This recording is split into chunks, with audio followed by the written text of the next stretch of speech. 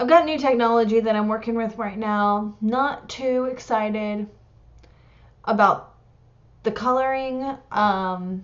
So I've been messing with this for about a half an hour, not to mention my computer decided to quit working on me, and so I had to like shut it down and force quit all these things. Not starting off so good today, except for this lip color. I'm loving it. And this beanie, because my hair is greasy. Yeah, glamorous, I know. Let's go ahead and get into this. This is literally the second time I am filming this video now too, because of other technical difficulties. Hey, I'm Michelle with Michelle Loves Books. Welcome back to my channel. I said in a recent video that I really wanted to start transitioning into more single reviews on my channel, at least for newer releases. Here we go. Bear with me, please. I always feel like these single reviews are harder to do than wrap-ups. I don't know why. I have heard that from other people before too, though. So anyway, I'm here to talk about Havenfall by Sara Holland. This is the first in a new series called Havenfall. The first two things right off the bat that made me want to pick up this book is that it takes place in Colorado, where I used to live for about 8 years or so before moving here to Florida. It takes place in this convergence where these worlds kind of come together and there's like a gateway into these worlds, and I really feel like it's inspired by the Four Corners. Don't know, if you're not from the United States, you may not be aware.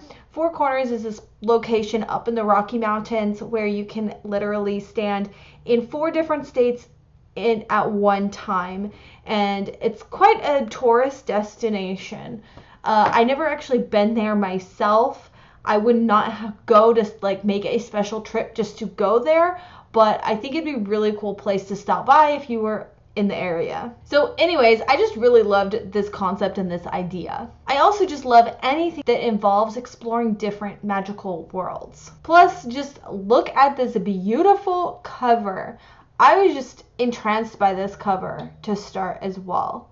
And I did not see it for the longest time, but there's literally a woman's face right here. That's really cool. I actually also featured this book in a most anticipated new releases for last year. I believe it was published in March of 2020. I had trolled my library waiting for this book to get in, for the audiobook to come in on overdrive, but it just never did. And I happened to be just browsing my library and they had a copy there. So immediately I picked it up. My anticipation of this book likely did not match my actual enjoyment of this book. So it's just a wee bit disappointing, but it was still a total joy to read, and it was quite short. So what this book is about.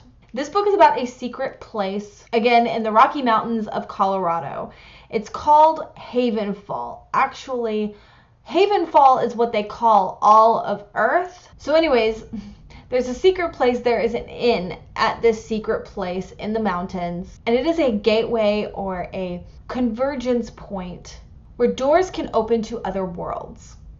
I guess how they kind of described it is there's like this inn, like underneath in the basement levels, there's tunnels that go through and they lead to different doorways as well. So Havenfall is the only place where these people from other worlds can come to, can cross over from their world into Havenfall to come to. Every year during the summer months, they meet for a summit.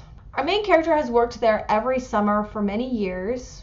I don't want to say many years. She's pretty young. She's a young adult. I think she's like end of high school going into college, but she hopes to run the inn one day. So currently her uncle runs it, but it's customary, I guess, to pass it down within the family. After she arrives, not long after, her uncle comes down with something, and it thrusts her into the director's chair, so to speak. She starts to learn a bunch of shady stuff that had been going on. Her uncle may or may not have been privy to it, and it goes against all of her core beliefs. There's a gate that had been closed, but it has suddenly been open, which is an event that should not be possible. And it is allowing dangerous creatures from that world into Earth or Havenfall that can threaten the lives of everybody. There's also these like illegal dealings going on with magical artifacts from other worlds. She's completely in over her head. She's not quite sure how to handle these issues,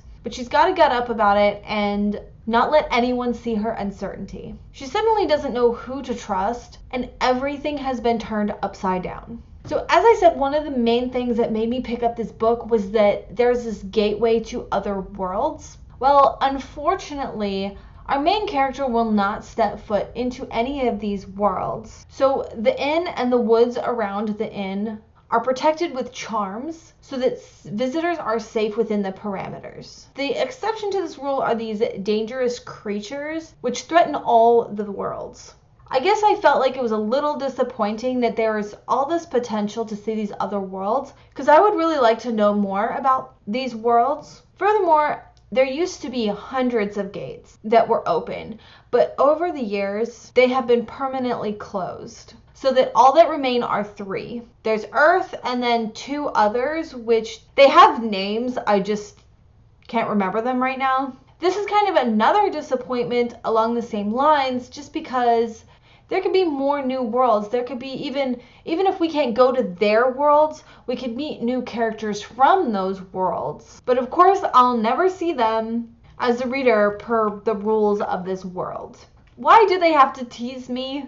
I guess something that hopefully will be explored more in the future of this series is that at least with this last door that was closed, some of the beings from that world have been trapped outside of their world, and I find this really interesting. I'm wondering if we will still learn more about the worlds too.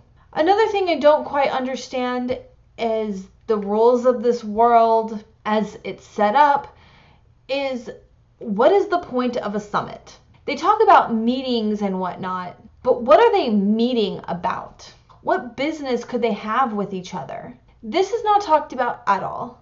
There really seems to me at this point that there's only one reason for people to cross the boundaries of their world at all, and that's to trade artifacts, which is illegal. So other than that, I have no clue what they're doing. As you see, since they can't travel into other people's world, they can't really have business within that world.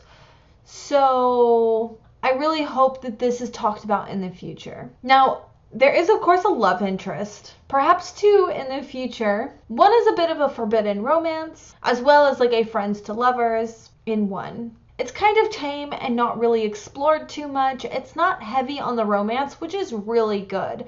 A lot of us are a little bit tired of the romance overshadowing like the plot and stuff like that. So I feel like this is definitely a really nice balance. It's much more plot driven in nature. That being said, also, some of the characters are really not developed very well, so I am very much a character-driven person, but I did like the action in this, and I liked a lot that was going on in this, so I just hope that maybe in the future, characters will be developed a little bit more. So we shall see. The other relationship is a bit of a queer, maybe bi romance or interest. I really liked this relationship more than the other, and I'm really eager to see where that goes in the future.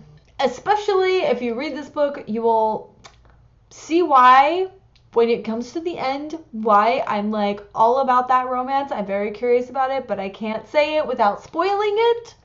So, just letting you know. And regarding that relationship, I'm just cue the discussion. If you read this book, and would like to talk more about it, go ahead and drop a comment, but I cannot say within this video. Something to look forward to for the next book also. It was like 305 pages, pretty short book for a fantasy. This can go 2 ways. It can be really refreshing, fast-paced book that gets to the point without over-explaining things. But it kind of works for its disadvantage as well, by not explaining things well enough. I feel like I would like a little bit more explaining as far as the world goes. Well, clarifying some of the things that I mentioned that I was unclear about, or I would like explored a little bit more. There's still really nice setting descriptions to set a slight atmosphere, and you can get a little bit of a picture of what the Rocky Mountains at the end look like. I really hope that I do not stop caring about these characters For me, it's kind of teetering on the edge of I really like it, and it's really missing something vital for me. I really want to love this series. I really like the main character and how she struggles with her beliefs being challenged, how she's thrust into more responsibility that she wasn't exactly ready for, which this concept is not new. However, I really just like that she really takes it with stride and contemplates her actions and consequences and manages her emotions as they creep in. That is all very well developed. She has a really realistic range of realistic range of emotions. She's kind of alone in this, and she kind of picks and chooses what information she tells certain people, and I really kind of liked that as well. It's not entirely trusting, and she has to make sure that they trust her, which I felt was a very unique dynamic for our protagonist. Sara Holland is also the writer of the Everlist series. The first one is Everlist, which I read, and the second one is Evermore. I have not read that one yet. This is another series that's really unique, I feel like, and I really enjoyed it. I really do need to get on it and read that second book. Vaguely, it's about life essence being used as currency, and it's like so like a person's life essence is made into coins, which they spend, and then the rich people or whatever consume the coins, and it actually adds on years to their life. So what you have are poor people always having to spend their life essence, and so they have really short-lived lives. Meanwhile, the rich have almost immortal lives. I really just wanted to highlight how the premise of that story is also very unique, and this one isn't exactly a new idea, but there's also not a whole lot, I feel like, of its nature, in my opinion. I could be completely wrong. Let me know if there are some others like it that you think I would enjoy. Obviously, there's like Narnia and ones like that. I know about those. Anyways, I feel like this author, Sara Holland, though, just has so much potential. I really look forward to reading more from her, and the next book in this series is called Phoenix Flame, which will be published March 2nd of 2021. I haven't exactly done a search on booktube to see who else has read this. I tend not to, as I don't want other people's opinions to influence mine or change my first initial thoughts. I did overestimate its popularity, though. I really thought more people would be reading this. I just don't think it probably got a lot of hype as a lot of other books on Goodreads and stuff. I think maybe it's because Sara Holland's a fairly newish writer. I don't know what else she's published. I feel like she's only published, like this is like only her third book. I actually haven't looked. Don't quote me on that. It's just kind of interesting to compare trends in the booktube community. March was a very popular month in 2020. A lot of good stuff came out, and I think the most hyped book was probably Sarah J. Maas's book, Crescent City. So I think that some other gems probably got overlooked because of the hype around those books at that time. So it's kind of sad. Anyway, thank you so much for watching. Let me know if you've read this book or you've heard about it, or if you want to read it, or if you've read anything else by Sara Holland. I haven't even seen this book pop up on anyone's TBR list, so I hope that I have shed some light on a pretty good book. I'm not going to say that it was excellent, but it was fun to read. It was definitely a great escapism book. Fast, quick, refreshing read, especially if you're a big fantasy reader. I don't know about you, but sometimes those fantasies can get so dense and just so much information sometimes. So it's really actually so nice just to have a short book with cool characters. Yeah, I did enjoy it, and I hope that you do too. Thank you so much for watching. Bye.